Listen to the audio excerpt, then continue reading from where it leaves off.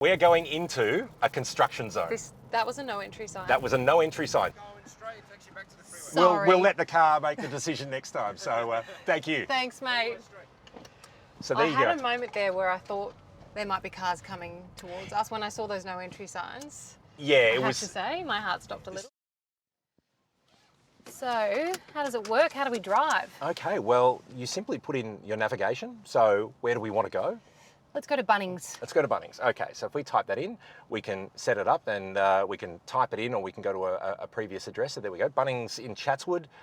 It works out the route like every other car, tells us it's a 17-minute drive. Okay. But then all we do is press and hold for full self-driving supervised, and we are away. It's going to take us there. Indicators on, and off we go. That is a really weird feeling. It's bananas. It's doing throttle and brake. You haven't got your feet on the pedals I'm not touching at all? anything. Okay. And so what's the key is you do have to be ready, because life throws things at you. Like, we can see pedestrians up there and we can see all sorts of things going, but the car sees them as well, which is quite fascinating to watch. Well, on this, I'm in the car. So here we go, he's turning. More. Yep. But again, we're okay. Okay, so the car's made the decision, accelerated through. Yeah, because we're in the right, and it was not, it knows the road rules, it knows the things. And even coming up here where we've got a lot of parked cars, and it can identify a motorcycle that's parked versus cars that are parked. See, I didn't see that. So this is seeing things further ahead than we can see. It's pretty amazing. So there are 8 cameras on the outside of the car, and then there's this one on the inside of the car. And this technology is available. This is what Tesla calls hardware 4. So it's the new Model 3, which is what we're in, and the new Model Y. And they've done a whole bunch of different things with the sensors over the years, but this is the current sort of setup. But what's a bit wild is you kind of get used to it. And the thing is, I'm supposed to be concentrating. I'm supposed to be paying attention, and I am looking, and my foot's hovering. Mm-hmm. But I dare say the more you do this, the more you'll trust it. Do you feel like you're in full control of the car? Yeah, I can stamp on the brake. I can steer the wheel at any moment in time. So I can take over, and I've needed to do that not for safety reasons, but just for actually I need to stop if the phone was ringing, and the car responds. A different decision. Yeah, and the car responds. So let's talk through, what does this technology do? What are all the things this car is doing for you right now? Okay, so accelerating and brake is the easy. So it is, here we go. Now it saw we're at a pedestrian crossing, and it saw people approaching. You didn't brake? I didn't touch it. You're not accelerating? Nope. It feels so weird. But this is it. So it made that decision ahead of us. So it's doing all of that. It is steering, and it knows where it is on the road. But you can see we're on a road here which has no centre line marking. So it knows we stay on the left. And what I've seen at some intersections is if one of these cars wants to turn right, it will move to the left to go around it, so that it's not kind of just sitting there waiting like a dummy. So it's making decisions. It's thinking.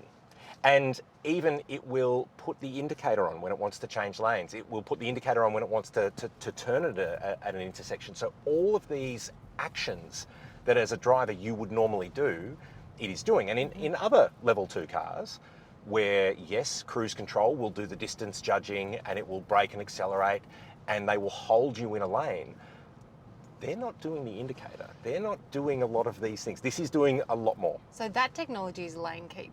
Yes. How different is this? This is the thing. We move into grey areas, because arguably, yes, currently we are keeping within a lane. But when it wants to make a decision, and coming up here, it's saying that we're going to be turning right, it doesn't just lane keep. Lane changes. It will turn through an intersection. Wow. It will navigate everything. And what's interesting is around this part of Sydney where there's all the roadworks happening on the freeway there, the road is dynamic. It changes each day, right? Like, and so it even with the absence of line markings, and even where if it may have gone one way last week, it might have to go a different way this week, it solves the problem. I've got to say, it's a little unnerving. It's a bit wild. You're driving with your hands off the wheel. And I'm not driving, right? But here's the thing, I am looking and I'm concentrating. Yeah. If I start to look away, so if I look out here, or if I just start to really not pay attention, it will give me a warning here. So how can it pick that up, these cameras? Yeah, there's a camera here. So it's looking at us and looking at me, looking at the road.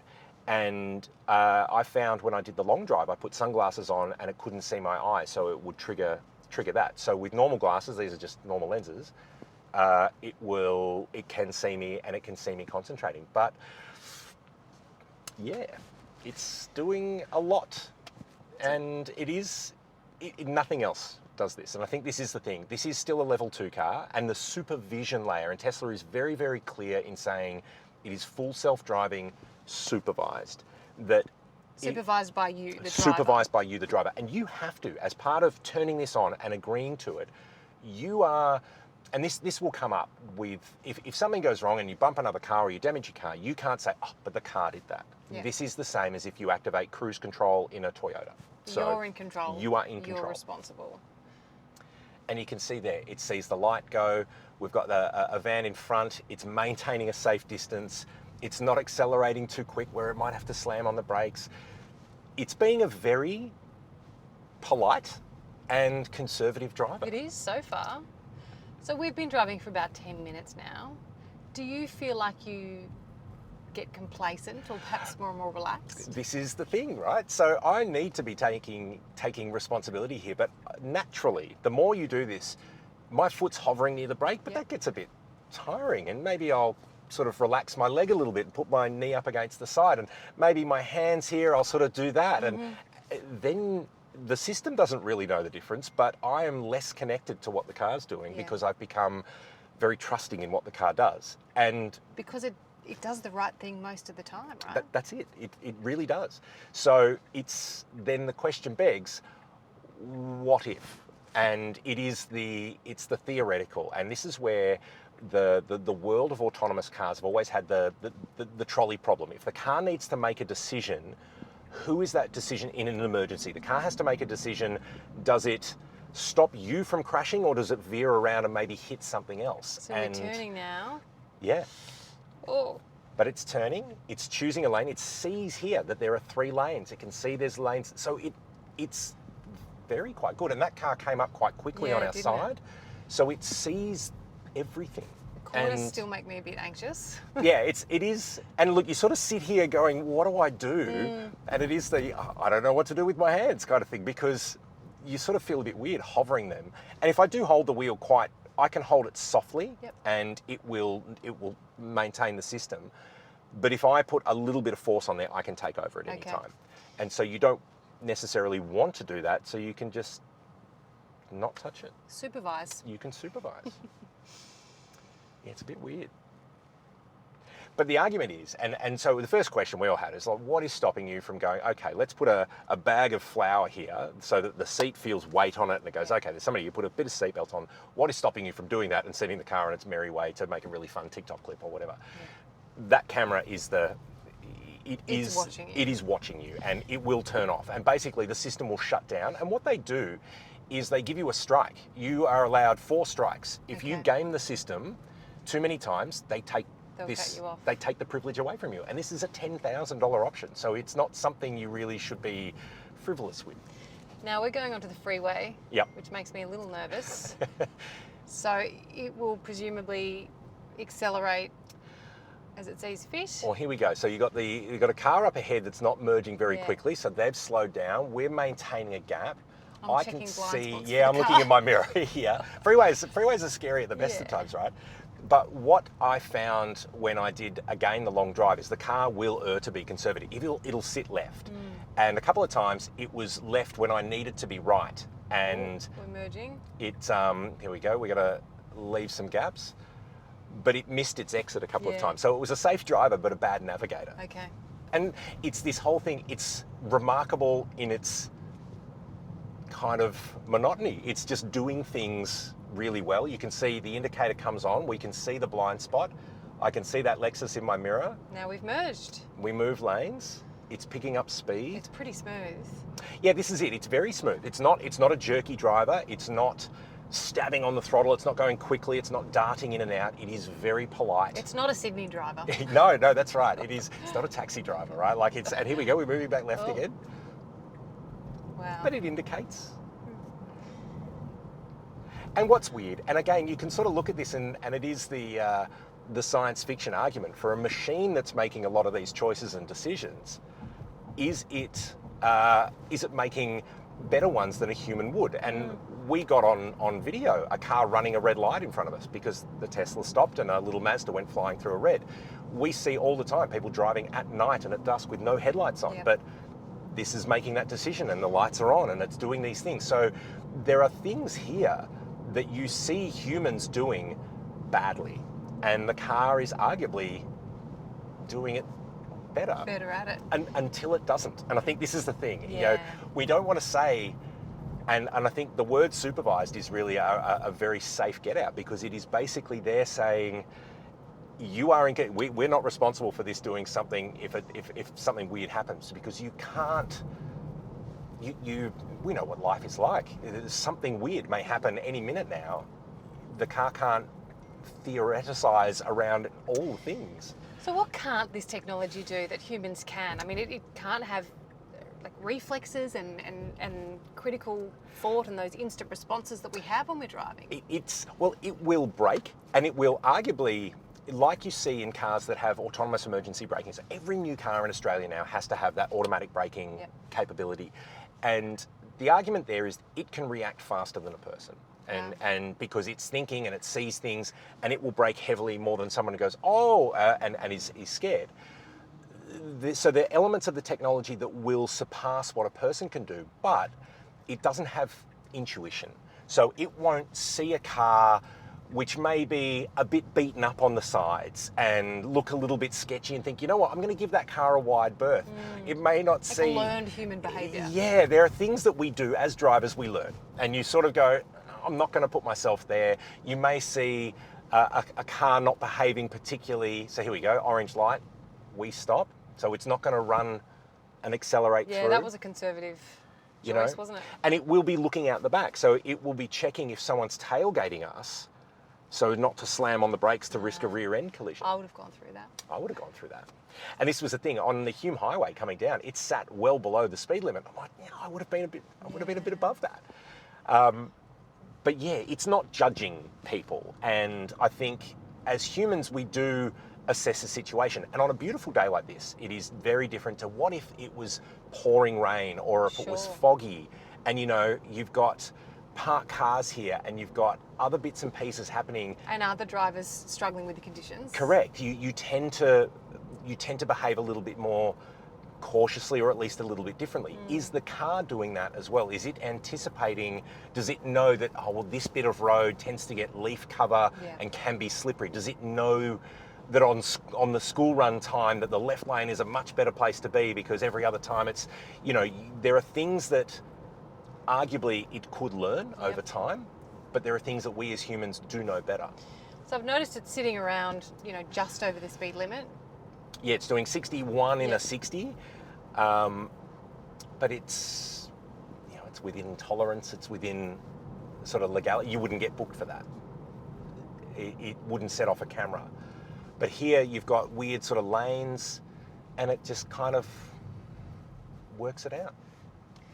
And it changes the view. You see, as we come to an intersection, it moves from behind the car to on top of the car. Yeah. And it can see all of the elements that are happening around it. So you can see the lights, and you can see that it knows that's a bus. And it did see a parked van down the side, and we've got a stopped truck up ahead here.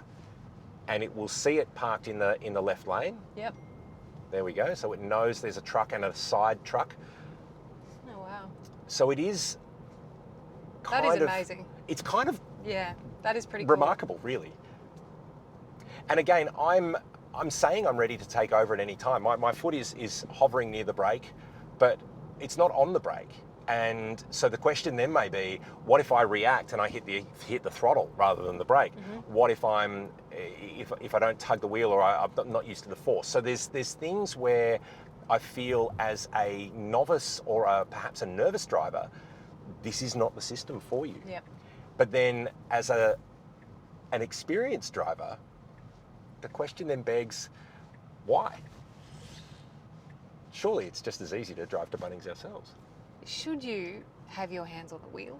This is it. I mean, the Tesla man it's Tesla manual says you need to be ready to go. keep your hands on the wheel at all times. And you are able to supervise like this, and you are able to supervise like that. But what happens if we got pulled over? And the police officer says to us, "Oh, we saw James driving. He didn't have his hands on the wheel, and he was waving his hands around like this." Yeah, arguably, and this is the thing. Were we doing something wrong at the time? And I suppose could that's we?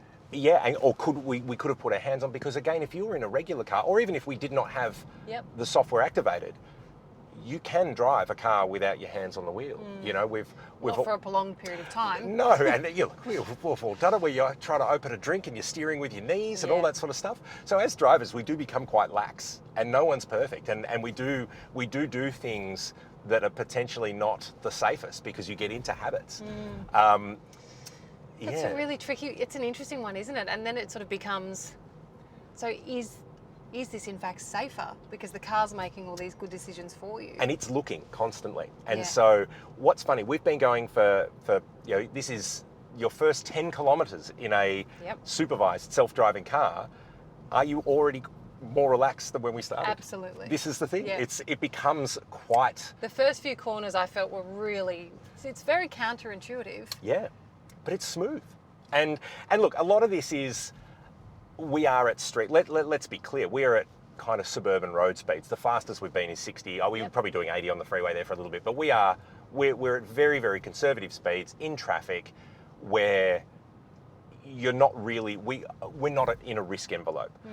But yeah, change that weather, change the traffic conditions. Or you have some kids in the back who want, a Happy Meal opened or whatever it is. That's it, and you sneeze. And I suppose the argument really for this kind of technology is that next step. What happens when you don't need to supervise? What can we then provide people who are perhaps vision impaired or mobility impaired? Do we then have a trusted fleet of self-driving vehicles that can pay more attention? This is the base model, Model 3. Yep. This is about 55 grand. To add the full self-driving is $10,000. That makes it a $65,000 car that can basically drive itself. That's cheap. So for those people asking, what is the point? Yeah. When you have to be here, you have to hover on your brake pedal, you have to have your hands on, if not right near the wheel. Yes, I think this is a stepping stone. Takes the corners slowly, doesn't it? Yeah, it's very conservative. Good. You can probably see when you're stuck behind a self-driving Tesla, you're like, oh, this guy's going really slow. Yeah, no one's getting a speeding ticket in one of these. So here we are, we're dealing with roundabouts, which I see all the time people make terrible, terrible errors with. And there's roundabouts and traffic islands, and it's just kind of handling it quite well. It's a bit happening. Because it's not it's not an impatient driver. It's not being aggressive. It's not tailgating. It's not doing a lot of the bad things we see people do on the roads. So we've made it to Bunnings. So what happens now? Will it park for you? Is this where you take over? Well, let's find out. And Okay. this is so it knows. Oh, we've come to a Tesla place. So it's kind of crawling down here. Yep. It thinks we're at Bunnings, but I don't think it's going to take us into. No. No, we're not going to we're not going into there. We're just kind of going to cruise down the hill here. And this is what we found is that I tested it at the supercharger, which is the Tesla charger in Alexandria in Sydney, and it literally backed itself in. Oh, here we go. We're parking. It's parking for us. So it says you're here, Okay. and we are quite nicely parked, if In a I do say, 5-minute park, in a 5-minute spot. Which is far too short for a trip to Bunnings. But we are legally But- parked. And safely. And yeah, so it's still in drive. So it hasn't shut down yet. Okay. It hasn't gone, your trip is over. But if I just simply tap the brake, I've taken over and we're parked and we're done. And that's your gears on the screen. Yeah, this is, and this is it. Even without this, the Tesla has got all sorts of weird tech going on. But yeah, the weird stuff is, it doesn't do fuzzy legal. It doesn't do an illegal U-turn. It doesn't sort of any of that human stuff. stop and troll and go, oh, I want to be here now. It won't do a U-turn across traffic. It won't do things that are arguably dangerous. And what's interesting is the navigation. It's all powered by Google Maps, so it's the same as if you've got a on your phone. If Yep. you're using Apple CarPlay in any other car, it will reroute based on traffic conditions. Yep. So it's getting Roadworks, live data, etc. all that sort of stuff. Okay. So it is quite clever. Now this is interesting. So we've got a stop sign here where we're turning to the left, Yep. but we're actually indicating and turning to Turn the right. So our right indicator's on, but here we go. It's like Okay. went over the traffic island a little Yep. bit there. It's not perfect. But again, we weren't in danger. I wasn't feeling like we needed to do No. anything. It's not taking any huge risks. No, and I think this is the thing. Like, I'm ready to take over, but I'm also ready to see what it does. Yeah. Yeah. How long did it take you to feel really comfortable driving like this? Once I got onto the freeway, I was very comfortable. Okay. And I think the thing Too is, comfortable? yeah, and it was what was really interesting was once I was in Victoria, I was paying attention to the road because the road quality is worse in Victoria. Yes. And it wasn't really moving to avoid potholes, but there were no really big potholes. So it was sort of like a, would it have if I moved? I don't know.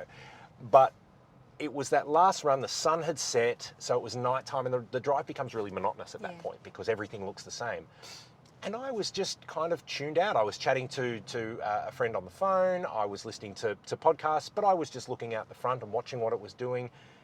But was I was supervising, but was I actively really connected to the car? No, I was Probably not. pretty relaxed because it was just on that long run. And arguably, yes, the car was doing everything, and up until that point had done everything correct. So I wasn't feeling nervous or at risk or anything. I was really quite calm in the whole situation.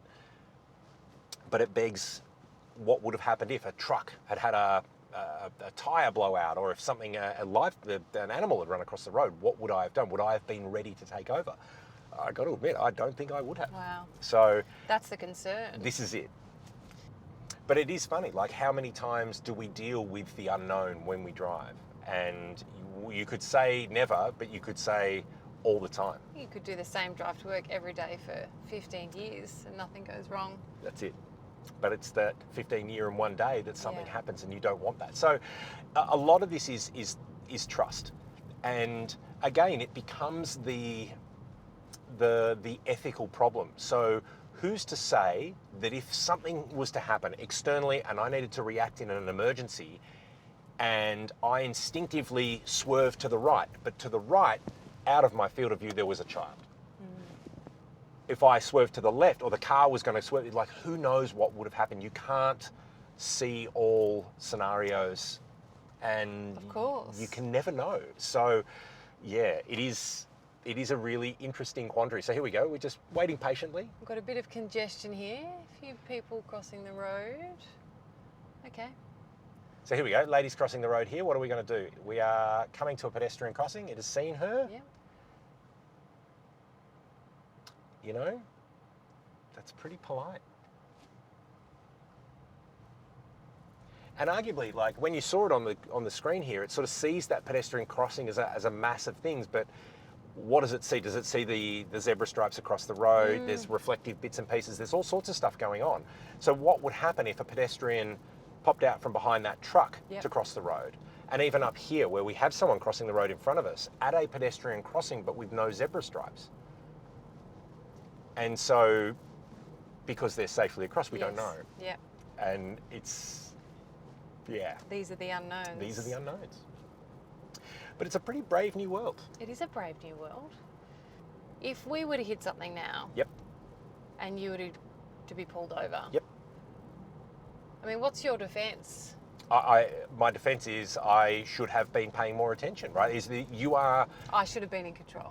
yes, because you are in control. Like, this is the rule. Yeah. And even though we're sitting here letting the car do what it does, the legality of the Australian legislation says that you as the driver are fully in control of this car at all times. And so if something was to happen, you can't say, oh, but the car did this, or the car chose wrong or the car didn't brake in time, you are responsible. So it's not so much having to have your hands on the wheel. That's the technicality. Yeah, it's owning up to the responsibility. Yeah. And look, one of the things that I have not been a huge advocate for is Tesla's naming convention, right? Like their cruise control was called autopilot. Now, while I'm saying this, This feels like a tricky turn. but we've both come to this intersection as experienced drivers, and we are both looking left and right because it's very hard. You've got a pole here, you've got a tree here, tricky turn. and we've both instinctively started to look left and right as we've come up.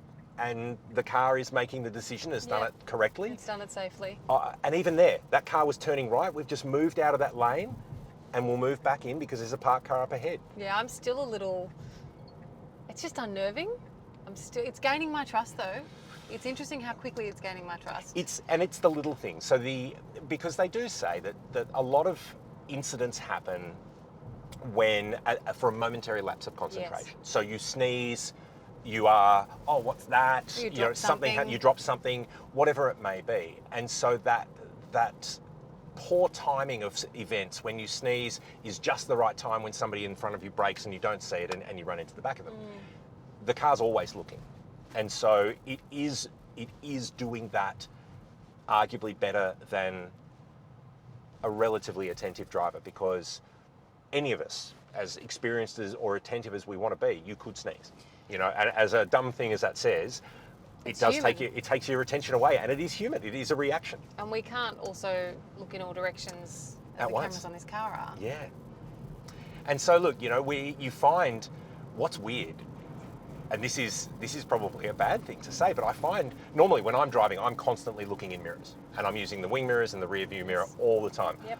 I'm not, because I'm looking out the front because I'm watching where we're going, but I'm not really looking because I'm not driving. So you're trusting the rest of the process, in a sense. I think it's almost a sort of a disconnect because I'm physically not driving. I'm not mentally connected to what the car is doing. So is that a good thing or a bad thing? yeah, and that's it. So it is, it takes a bit of getting. Look, I don't own one of these. I will go back to driving my car and enjoying that.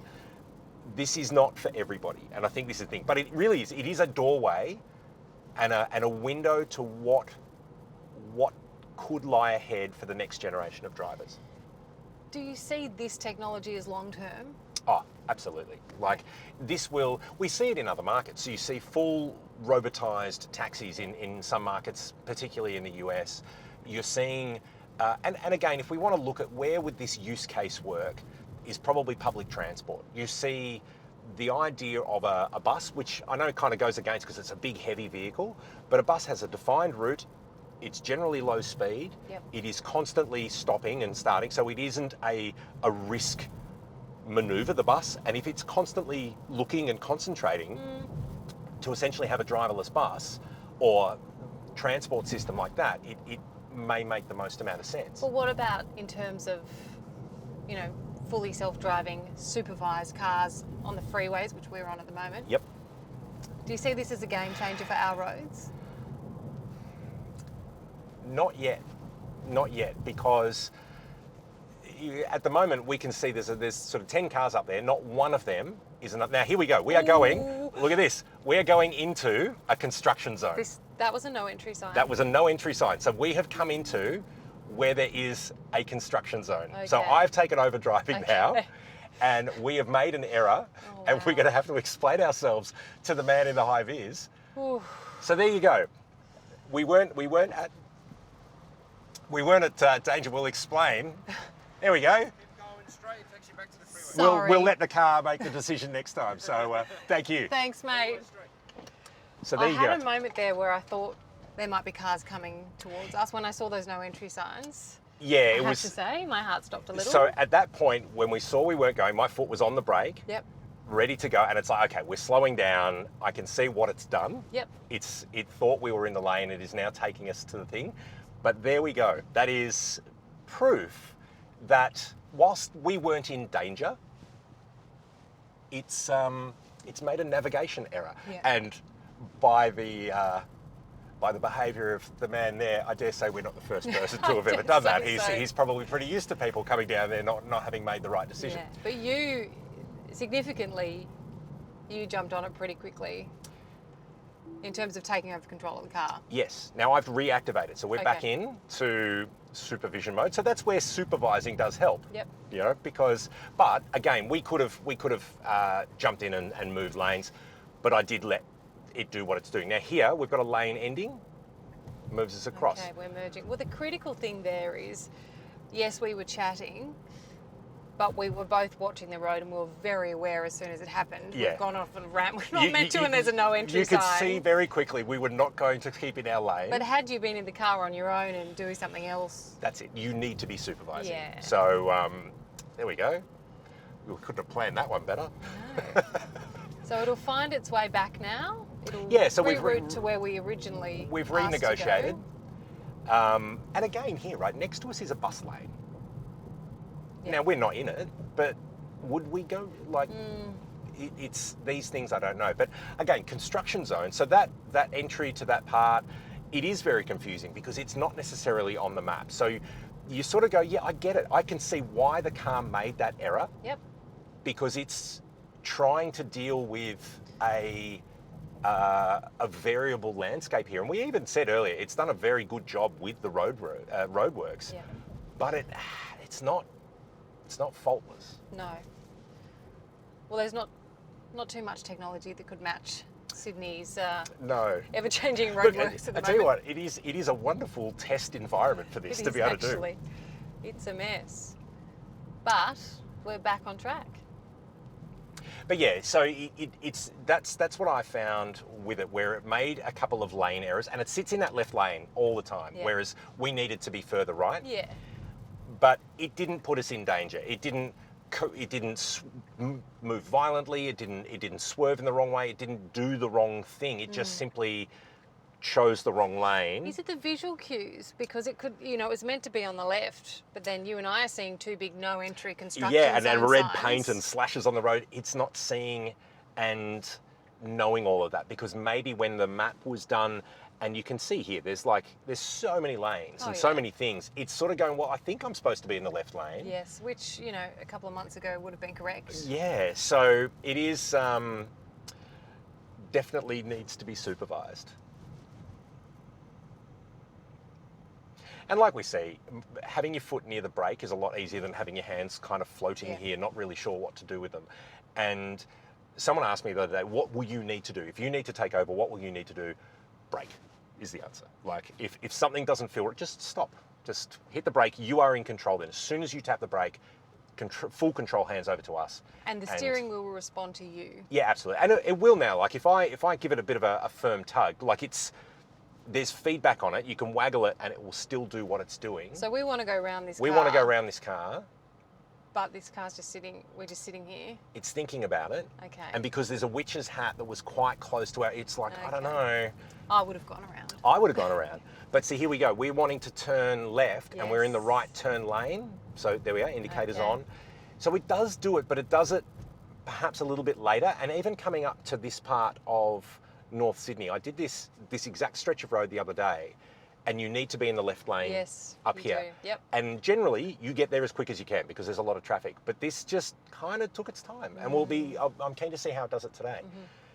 But it's that kind of thing. It is still a driver assistance tech. Yeah. It is still the same legally as cruise control and lane keep. Okay. So here we go. We've got a car to our left. And we've got to we get need to 3 move lanes left. across? Yeah.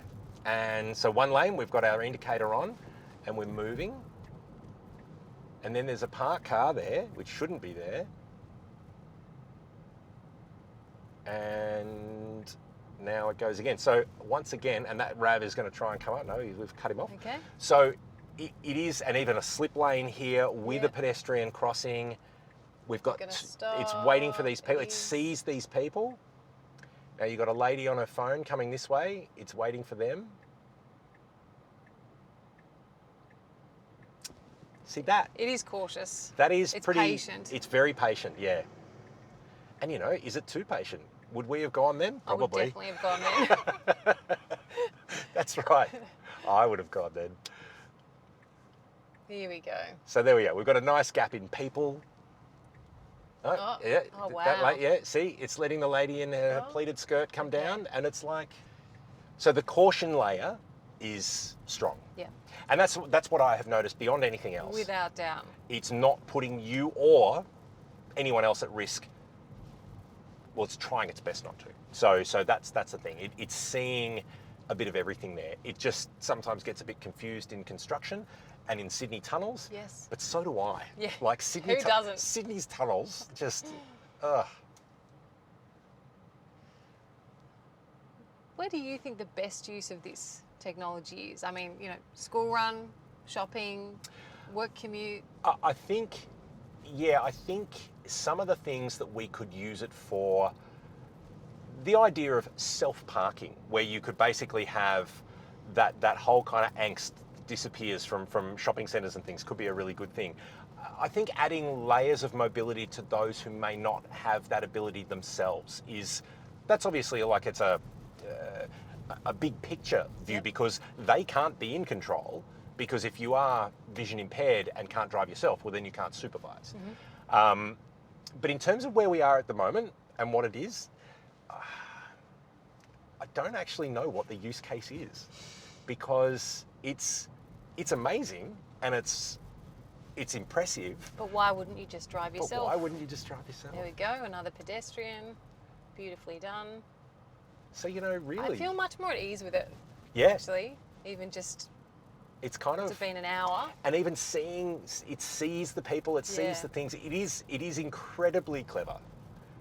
But yeah, the argument really is, and where this technology may be better is, what if I was driving, and so this car has this capability, Yes. but I'm driving and I'm not concentrating, and I come up to that pedestrian crossing and there's that lady about to stop. Yeah. Would the car take over for me and go, James, I've got this better than you do?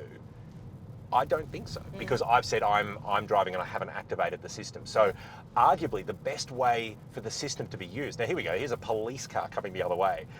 They're not going to care because we're just driving kind of normally, With your hands off the with wheel. my hands off the wheel. But no indicator coming in here. There you go, come on car. But it's this kind of thing. So the idea of this technology that can intervene and save a life or save damage or do what Yes. it needs to do At the right moment. is arguably not activated if you're driving. And so where's the point? Now, yeah, again, it makes judgment calls that perhaps are a little tighter than where I would. Yep. This will be interesting. So sees the Prado, who's just kind of dawdling. Sort of one lane here-ish. Yeah, but it's like we're just sort of working it out. It thinks this is where we're supposed to go. What's it going to park us? Is it going to park us here? Is it just going to go, good luck? Right, we're stopping. In the middle of the road. Well, there's room for the Prado to get past. There we are. We're done. Yeah. Okay, we've arrived. You have arrived. Not bad.